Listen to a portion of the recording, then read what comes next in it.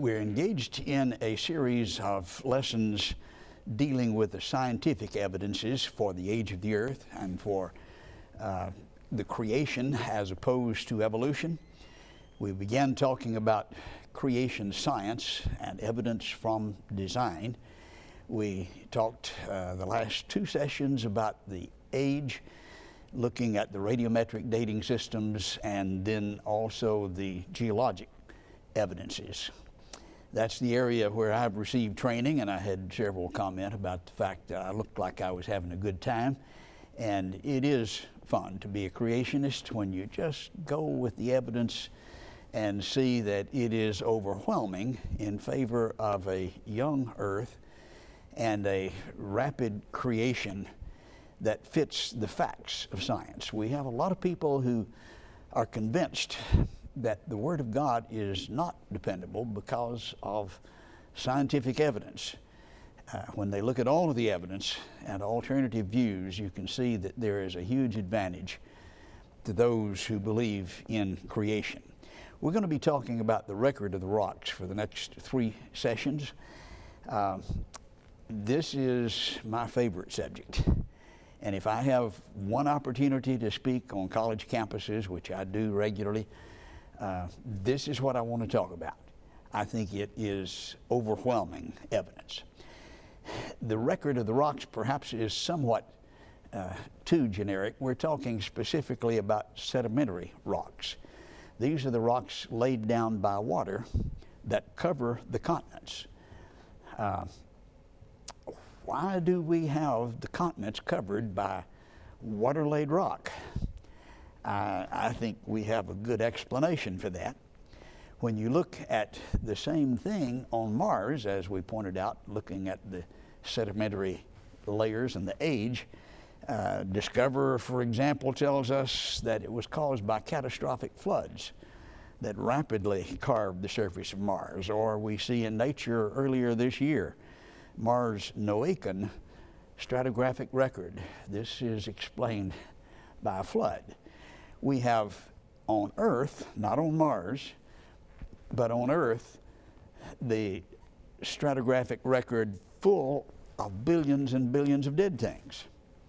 Rocks laid down by water over the continents, averaging about 1.5 miles thick, full of billions and billions of dead things. Now, I think I know how to explain that.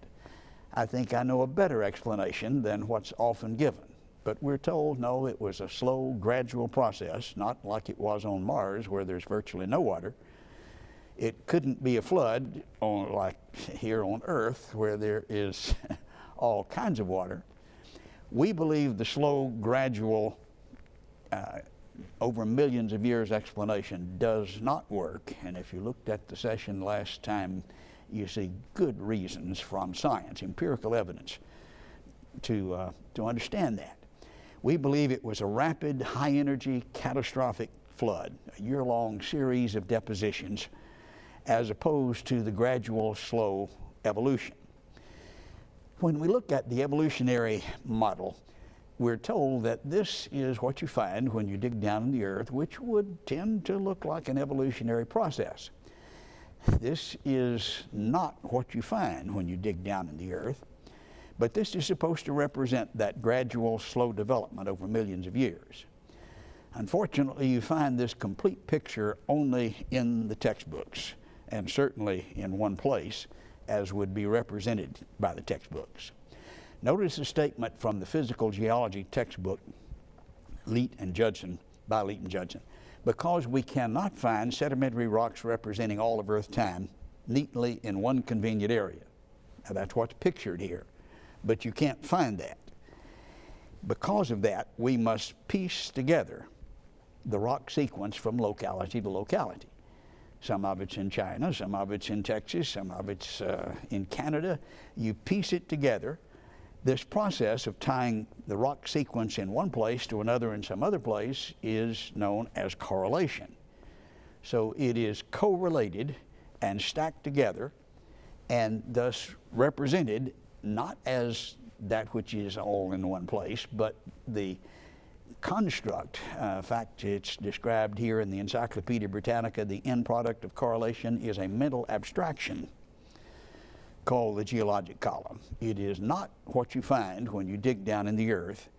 It is skewed from several different standpoints. Notice the statement about correlation by R.H. Rastell of Cambridge University in the Encyclopedia Britannica. He said, "It cannot be denied that geologists are here arguing in a circle." That is, when they present this evolutionary picture. "The succession of organisms has been determined by study of the remains embedded in the rocks, and the relative ages of the rocks are determined by the organisms they contain." Now, we might imagine that this is done with radiometric dating. That is very seldom the case, as clearly indicated in this quotation. What do you mean, arguing in a circle? Well, a geologist says, here's a primitive fossil. Okay, how do you know that's a primitive fossil? Well, it's found in an old rock. Okay, I understand that, but now how do you know that that's an old rock? Well, it's got a primitive fossil in it. So obviously we understand the thinking, but that's not proving anything, is it? Do we find these progressions that are represented in the column as we dig down in the earth? Well, let's allow a real expert, David Rapp, curator, dean of science, Field Museum of Natural History, the largest fossil museum in the United States, who's talking about that subject when he says in New Scientist, in the years after Darwin, his advocates hoped to find predictable progressions. As we pointed out from Darwin, he acknowledged that the fossil record was his biggest problem. That wasn't what convinced him. It was in spite of what he saw. He saw, in the future, maybe we can solve the problem. And though they hoped to find predictable progressions, Dr. Rapp says, in general, these have not been found. Now, the textbooks may say otherwise, but here's perhaps the leading authority in the country. Yet optimism has died hard. Some pure fantasy has crept into the textbooks. And when you look at these evolutionary progressions in the textbooks, the leading authorities will tell you this is not what you find. It's a construct. It's a mental abstraction that is pieced together based on assumptions. Now, we do find predictable orders, I think, due to what a flood would do, and we'll talk more about that in a moment and why, but not the evolutionary detailed progression that you see in the column. A number of distortions are represented here. First, you're looking at mostly vertebrates. Okay, that's impressive. That is the kind of thing we're looking at for progressions usually in evolution, but that's a very skewed picture. What we see in the fossil record is mostly invertebrates. 95% of the fossil record are clams, and more clams, invertebrates. You do have 5% left. That's 4.5% of that are plants and animals. And then what's left are vertebrates, about 1/100%, and mostly fish. But that's not what you see in the geologic column, which is supposed to be proof of evolution, and looks like that when you look at the textbook. What you're looking at is a pile of marine invertebrates. Vertebrates that they use to show evolutionary progression are virtually not there, about 1/100%. Now, why do they do that? Well, if you make it look like a pile of marine invertebrates with plants and algae, then you might get the impression that this is a flood deposit. And they don't want to leave that impression. Now, that's the conclusion they reach when they see layers laid down by water, sedimentary layers on Mars, without billions of dead things in it. But on Earth, no, we might get the idea of creation and a flood, and so we just deny that. But the beginning of the discipline of geology was dominated by the thinking that this was the result of a flood, just like scientists see on Mars where there's no water. That's the natural implication when you see layer after layer after layer horizontally laid down by water. Patton wrote the book Evolution of the Earth. It was taught from at 2 different state universities. He's called the father of modern stratigraphy, and he began this discipline and wrote the rules that we still use today. In fact, these 2 leading geologists say Steno's axioms, his rules, 12 rules you have to know if you're going to pass stratigraphy, provide the ultimate basis of practically all interpretation of Earth history. So their importance can hardly be overemphasized. This is the way you study the strata. You follow his rules. His rules work. They've worked for almost 300 years now, and he thought it was done by flood. This was a copy of one of the early editions. This is or was on display at the Trinity Library at Cambridge University, where I was doing work, and there on the fly piece you see dedicated to the proof of the Noachian deluge. You see where he was coming from. He says, or at least Dott and Patton tell us, that this is the basis of practically all interpretation of Earth history, and it works when you understand that it was produced by a flood. In fact, geology fairly recently says Steno believed in the universal flood throughout his life. Now, when you read about him in the geology textbooks, they don't tell you that. But that's obviously the case. We're told that if you believe in a flood, it's just all a mass jumble and it would not produce what we see today. Steno understood it well enough to write the rules of interpretation that we still use today. Based on that work, in the early 60s, the book Genesis Flood, produced by Whitcomb and Morris, actually became the foundation and the instigation of the modern creation movement. It's been updated, as we'll see, but it provides the updated view up to the 60s at least. John C. McCampbell wrote the foreword. He's head of the Department of Geology at the University of Southeastern Louisiana, produces a lot of geologists.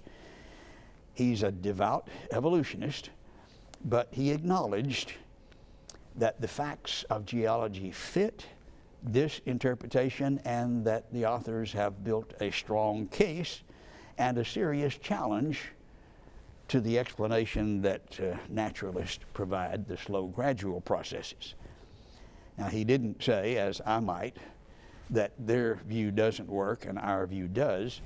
That is a little beyond what he said, but it's not far. A more recent update, more modern, is the book The Global Flood by Dr. Morris's son, John Morris, and I would recommend that to get a detailed view of this explanation.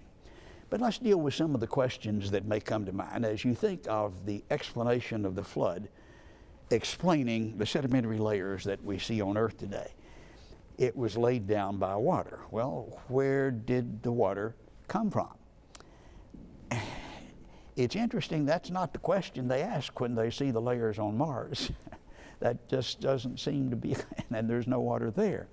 Well, we have plenty of water here on Earth, and Jacques Cousteau is known for his knowledge of oceanography. In his book, The Ocean World, he says, were all the crust to be leveled, evened out, no land at all would show above the surface of the sea. The Earth would be covered to by a uniform sheet of water more than 10,000 feet deep. That's almost 2 miles of water entirely covering the Earth. 2 miles. That's if, of course, it's like a ball bearing, if it's smooth, and that's not the case. But the secret to explaining, or at least understanding this, is looking at the topography.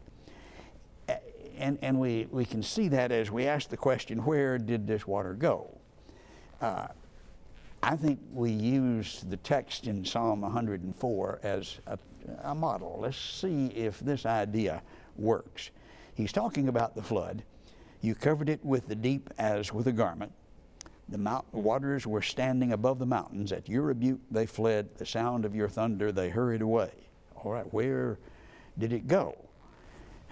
The mountains rose and the valleys sank down. Let me illustrate it this way.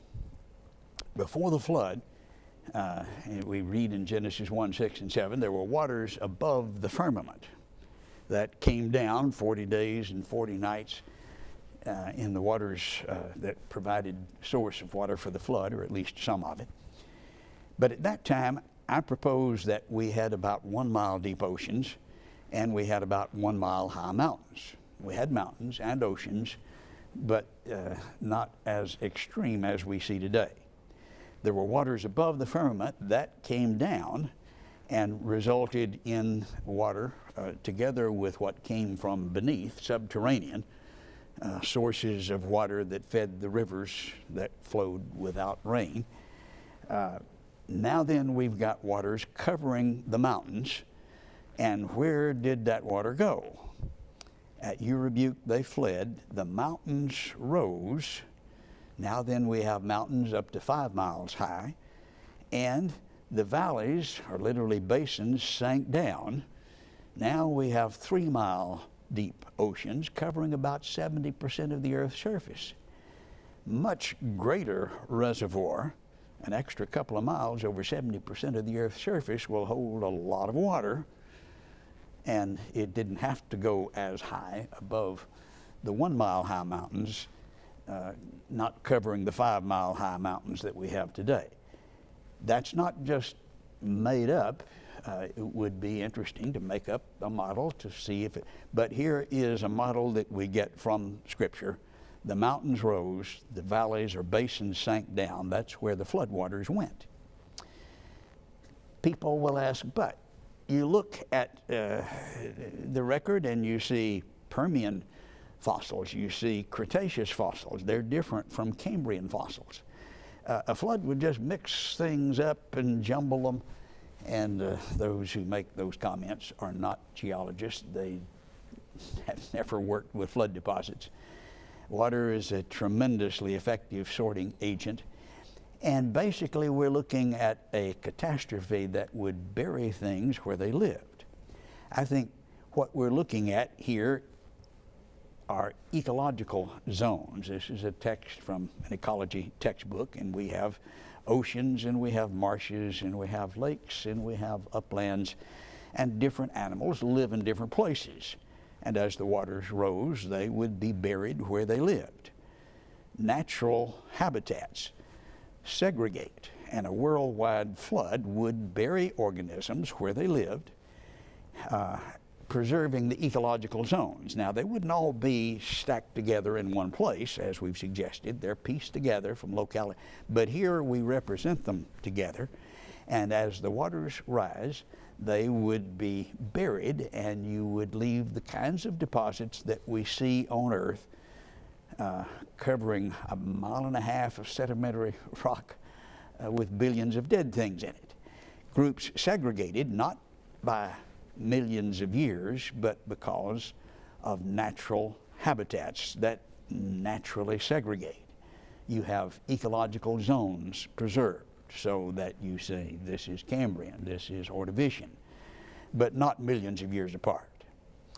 What we're looking at then when we see the geologic column as represented in the textbooks is very skewed. It looks like a flood deposit. This doesn't. It's a conceptual correlation, not what you find when you dig down in the earth. And since we assume the evolution to arrange the order in many instances, it's obviously useless as proof of evolution. This is not going to prove it. I think it is useful as a model that can be tested. If evolution were true, we ought to be able to see at least this kind of an order, but how would you test the model, which is what models designed to do, test hypotheses. How do you test the evolutionary explanation? Stephen Stanley of Johns Hopkins University, a very famous paleontologist, devout evolutionist, suggests there is a very obvious way to test it. He calls them topsy-turvy fossils, things that are supposed to be up, found down, things supposed to be down, found up. Topsy-turvy fossils would disprove evolution. Any topsy-turvy sequence of fossils would force us to rethink our theory. And so those things supposed to be down at the bottom, found up at the top, are going to cause some serious problems. But this is not uncommon. It's typical. In fact, Niles Eldridge of the American Museum of Natural History wrote a book about hundreds of examples of these. We don't have time to look at all of the examples, but we can look at a few. His comment is, it seems to there have been no change in any part we can compare. We've not completely solved the riddle of living fossils. They look like they did. They were at the bottom, like the horseshoe crab. Keith Thompson, president of the Academy of Natural Sciences, is talking about this in his book, Living Fossils. Says the members of this group appeared some 420 million years ago. Now, I don't buy that age, but let's play the game their way, see how it comes out, test the model. They begin looking like this. Today, they look like this. Wow, as he says, they look quite like modern forms, and then makes an interesting statement. The last fossils became extinct about 50 million years ago. Well, of course, fossils don't live, they don't become extinct, but what he means is the last ones that were alive, according to their interpretation of the geologic column, they go this far, no higher, they went extinct. Just look again. They're all over the place. We see thousands of them. They didn't go extinct. The fact that they went so far in the geologic record and no higher does not prove extinction. It proves they lived down there. They don't live up here, and so that fits our view. It doesn't fit theirs. Maybe the more famous example of a living fossil would be the coelacanth. This is a fish pictured on the front of this book, Living Fossil. Keith Thompson says this is a fish thought to be extinct for 70 million years. Why? Because it disappeared at the same time the dinosaurs did. You have exactly the same evidence for its extinction as you do for the dinosaurs, but they look quite like modern forms. We have no coelacanths younger than the late Cretaceous. That's when the dinosaurs disappeared. They disappeared. But we've caught over 1,000 of them.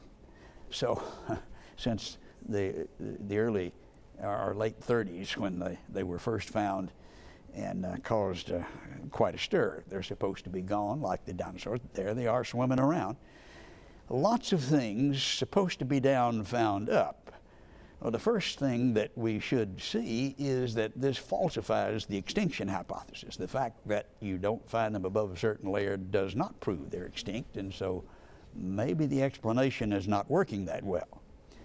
The real problem is the opposite. What's supposed to be up found down. They couldn't have evolved, and you find them up. They didn't evolve beyond what was down at the... That's a real problem. Now, our time is almost up this morning, and so we're going to be dealing with that mainly in the next session. But consider what Richard Dawkins says as a preview. We should be very surprised, for example, to find fossil humans appearing in the record before mammals are supposed to evolve. If we find evidence of humans before mammals, before dinosaurs, or with dinosaurs even, then we have serious problems, and that's not going to work for the evolutionist. That would falsify. He says our whole modern theory of evolution would be utterly destroyed. In Newsweek, he says evolution could be so easily disproved if just a single fossil turned up in the wrong date order? Well, we've got dozens